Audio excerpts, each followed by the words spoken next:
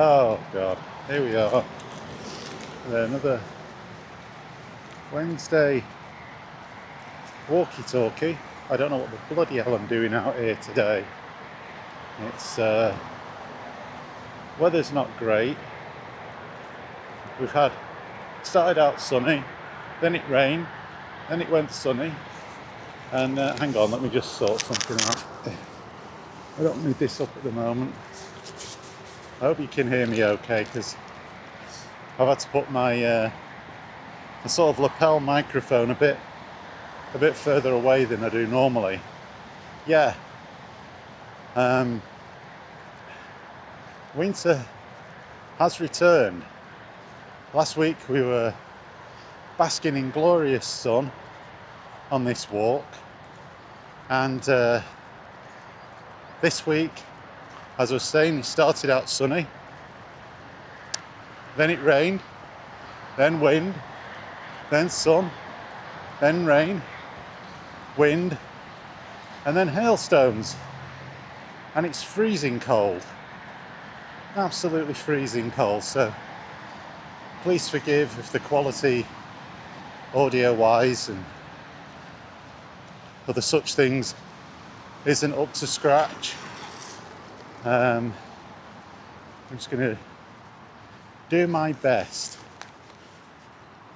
and fight against the rather appalling British weather that we're having at the moment, where it doesn't really know what it's doing. I shouldn't have really come this way today because, well, to be perfectly honest with you, it's going to be very wet and sodden as the weather's taken a bit of a turn, as they say. But we'll try and get something out, try and get something together, try and cobble together a bit of a walk. We certainly won't be taking any detours into all of that over there like we did last week. So let's crack on, shall we? I know this is another topic I've covered previously, but it's an ongoing issue that frustrates the hell out of me, with modern gaming in particular. And it's a problem that I don't foresee will go away in the near future. As there really doesn't seem to be that many people complaining about it online. And that's the absolute lack of storage you get for games on modern consoles. I got the Crimson Desert physical media disc for the Xbox Series X yesterday, and that required 121 gigabyte installation. 30 gigabyte was on the disc, 91 gigabyte was a download, which completely destroyed any pretensions that I had of playing that game yesterday. Two reasons. First reason, I had to start. I mean, I have the extended storage on the Series X, the little thing you plug in the back, the plug-in SSD card. Had that on the back. I've got that. So yeah, we're not doing the woodland thing today. It's too wet.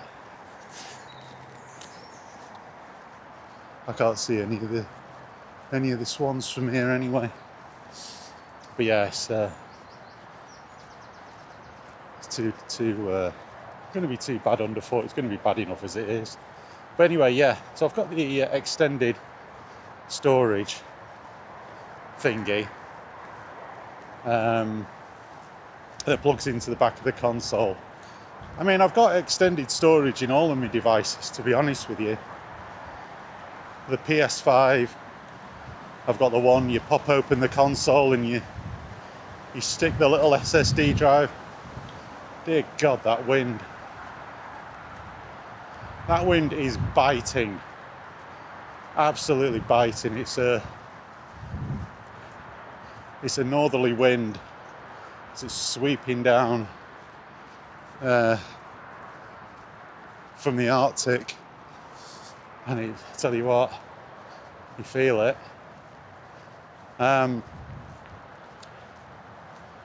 Yeah, you know, on the Switch 2, I've got the additional SD card for storage on that, as big as you can get. I've got, in my PC, I've got 1 terabyte SSD card that came with the PC. I've got another one that I bought myself and installed, and a 4 terabyte hard drive. And my better half got me, my missus got me, when I got the PC. She got it for my birthday. And that's pretty much full. The additional SSD card on the PC is near enough full. The Switch 2, not so much, but that's only because some Switch games will run off cartridge, others require an install, and I haven't been getting any ones that require an install, apart from the Mario Kart, because that was a code that came with the console. Right, annoyingly enough. So there's that. Tree products. That's interesting. Tree products. Must be some kind of food. Tree food. So anyway, got that. And I'd say I've expanded the Xbox and the PS5 storage as well. So, got all of that sorted. And they're all full, pretty much. Too many games, you might say. Well, not in the case of the consoles. I mean, in the case of the PC, fair enough, because that's got my Steam library, my GOG library, Epic Games, all that stuff on there. And they have been years and years and years. You know, my Steam library goes back to when it became a thing. You know, I was day one on Steam in 2005 because I wanted to play Half-Life 2. And Valve rather sneakily finagled you onto having to have Steam to play Half-Life 2 on PC, which was a little bit naughty. But, you know, I've had Steam since then. So, you know, there's 21 years worth of accumulation on that. Even though I wasn't gaming on PC throughout all that period of time, I was at the time. So, oh God, that wind. So anyway, and you know, some of the, not all of them are installed. In fact, most of my Steam library isn't. Well, a lot of modern games take up a huge amount of space. So you know, 121 gigabyte install, and you never get, like, even if you buy like a terabyte hard drive or a 4 terabyte hard drive or whatever, you don't get that. You always lose probably one game's worth of install, one big game install, due to whatever space that's reserved for that hard drive's functionality. You know, which is frustrating. You know, the PlayStation, you don't get, I mean, that's not even a full terabyte that came with it. That came with my PS5 back then. I wasn't even a full terabyte. It was like 860 something.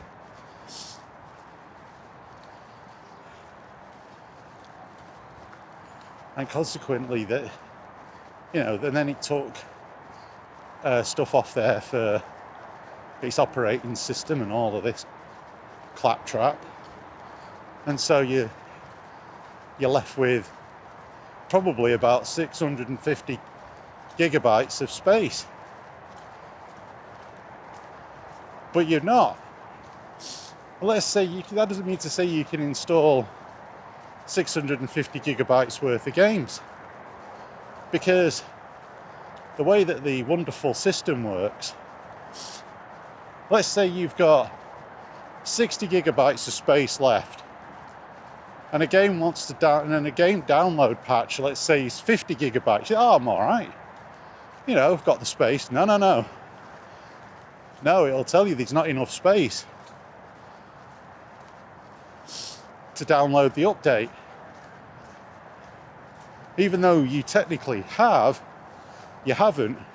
So let's say it's a 50 gigabyte download, it probably needs 70, 80 gigabyte of hard drive space to download and install the update. So you then have to uninstall a game to install the update and then try and reinstall the other game.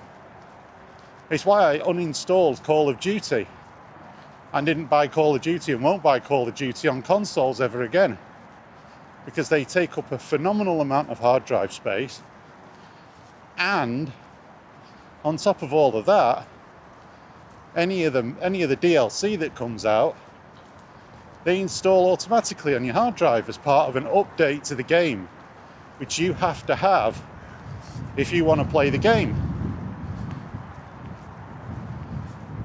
Which again is what I call is ransomware, as far as I'm concerned. So it's like a triple whammy. Moved a couple between the external drive, which is where my default install location is on my Series X, and started the process of installing Crimson Desert. And lo and behold, it installs a 30 gig and it tells me there's a 90 gig update. How could there be a 90 gig update to a file size that's 30 gig? No, it's because it wasn't an update. Basically, you were installing the rest of the game. The rest of the game that had been left off the Blu-ray or the... I suppose it's... I don't know if it's a 4K disc. I imagine it is. Maybe it's a 4K drive. But anyway, that stuff was left. We've got a crow there. We've got a swan there. And we've got... I'm not going down to the bank. Shut up. And then we've got some ducks. There. Shut up, crow. Grumbling bastard, you sound like me yesterday, crowing on about this thing. Anyway, back to what I was saying. So, I start the procedure, then it starts this download. And this is where the other kick in the nuts comes from. I mean, I have full fibre broadband. It's the fastest speed I can get. I can't get any quicker. And of course, the router is in the hallway in the house, so it's in a central location. But obviously my consoles are not in the hallway. Well, I mean, the wireless signal off this router is great if you stood outside. I mean, I can get a signal while I'm halfway down that road from that router. I know because I've been on my phone.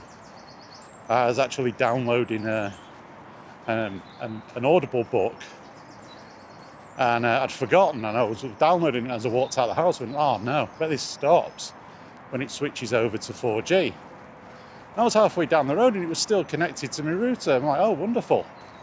However, a games console that is literally in the next room, the wireless signal loses about, well, it says the wireless signal is at like 90%, so you think, oh, that's great.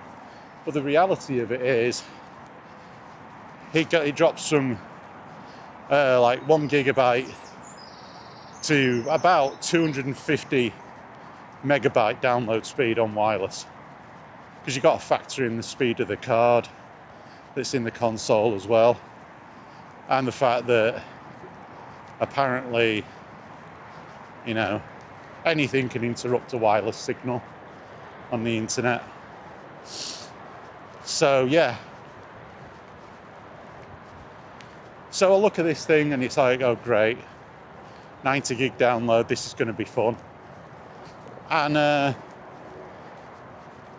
the other factor as well, yet another issue, on every other device I've got, I can select which band to use. So you basically get 2.4 gigahertz band, which has a longer range but is slower, or you can have the 5 gigahertz band, which is a shorter range but quicker. Now, all my devices are comfortably in with the 5 gigabyte band. I know this because the wireless strength is always in the 90%. So like I say, the limiting factor is the network cards that are in the devices. Sorry, just trying to get across that without being covered in mud. This is glorious. This was all pretty much dry last week, all this bit. And so, anyway, as I'm downloading, of course, I'm noticing that my speeds are terrible. I'm getting like 30 megabits per second instead of about 200 odd megabits per second. And that's because the wonderful Series X console doesn't allow you to select what channel, yeah, I guess it's a channel. The PS5 does. The Switch connects to 5 gig anyway. My PC does. Every bloody device I've got will connect to that, but not the Series X, because the software engineers make it auto connect to what it defines as the strongest signal, which is 2.4. Well, technically it isn't. They're both the same, but it seems that it defaults to that quite frequently. Sometimes it'll connect at 5, and other times it's 2.4. Well, yesterday, of course, when I needed as much speed as possible, it connects at 2.4.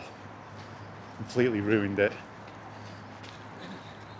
Completely knackered the download speed. So I eventually, without moving the console around a bit and using the traditional file language, managed at one point to get it up to about 70 megabits per second download. Still, it's going to take about 6 hours to download this update because the speed fluctuates. And then, of course, you've got the whole issue of, you know, your connection to Microsoft's or whoever's providing the update servers. It's going to fluctuate depending on the demand on the service as well. So it averaged out about 6.5 to 7 hours. By which time I'd had enough. I had enough. Oh, what's going on here? Some work going on here. Oh well, see if we can get through. Yeah, I'd had enough at this point. All my excitement about playing this new game had evaporated. I went off, was doing other things. I checked back a bit later on at night, and by that time, say the early evening, around dinner time, I then just called it a day. Couldn't be bothered. I was already into something else at this point, so absolutely couldn't be bothered with it. I at one point paused the download to try to fix the network thing, see if I could get it to get faster. And then, of course, as is with these things, it pretty much wanted to start the whole thing again. Because, you know, another well-engineered, well put together system. So not only did I have to contend with the fact that you have to contend with the facts, it affects everyone, that you can't have a sizable games library that you can play immediately anymore. You know, these are the same people that are crying about people not buying games. Yeah, because they can't play them because they don't have the bloody space. As the rain starts again, but we're coming to the end of the walk now.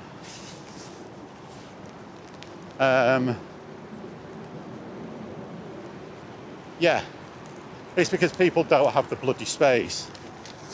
Oh, hood up time. Hope you can still hear me because this is actually hailstone. Wonderful. Just put my bag over the top of my camera. It's waterproof, but I don't know if it's hailstone proof. So if you see a bit of this bag, I apologise. So yeah, the absolute shit show. And all I wanted to do was play a game. All I wanted to do is play a game. Look at that. I don't know if the camera can pick that up, but it's absolutely sweeping across.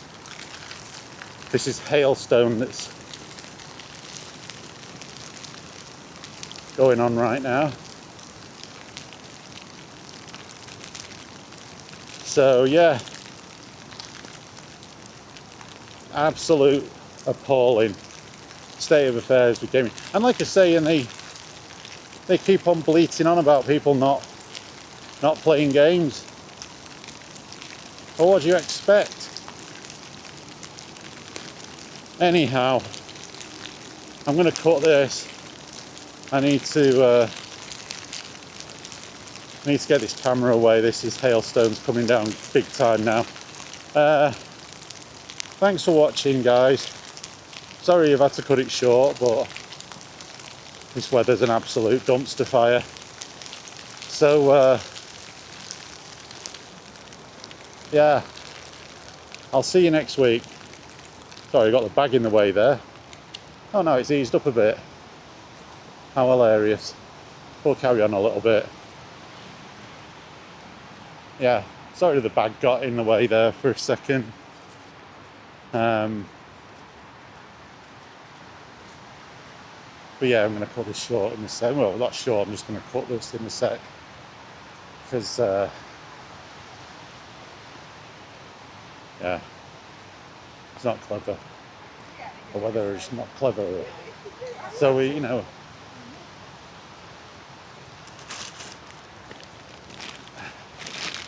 I think, to be perfectly honest with you, unless they sort this out before the next generation of gaming comes along, I don't think gaming will survive as we know it. It's too inconvenient. It's too inconvenient these days. I should not have to wait hours to download an update. If you're going to have technology that requires and is reliant on fast internet, you have to put a better adapter, wireless adapter in there, faster wireless adapters that have got a better signal strength to receive, or receiving strength, should I say. You've also got to engineer software that allows people greater control over which band. Or having the console automatically select it is not good enough. We all know software is rubbish most of the time. And, you know, fails because it just isn't good enough. They can come out with all the AI they want. It's still as dumb as a box of frogs.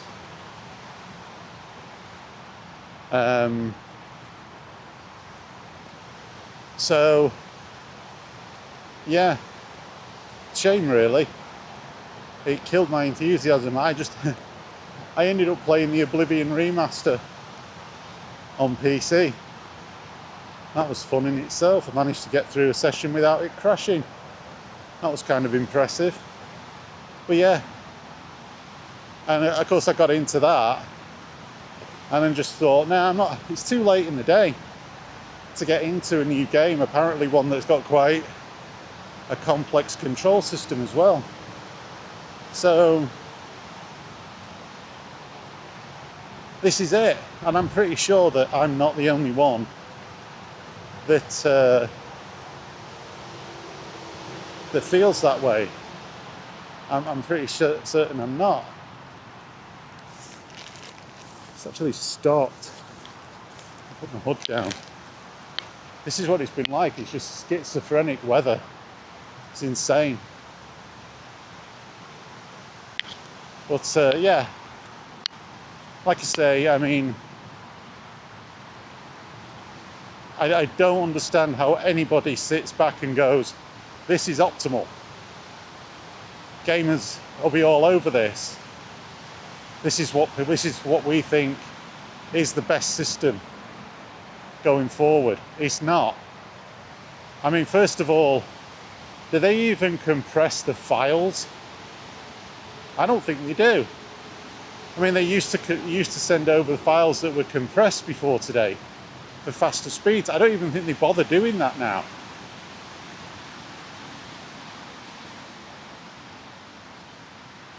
I mean, it seemed to me during the 360 era, on just standard broadband, where I was getting about 5 or 6 megabits per second download speeds on a good day,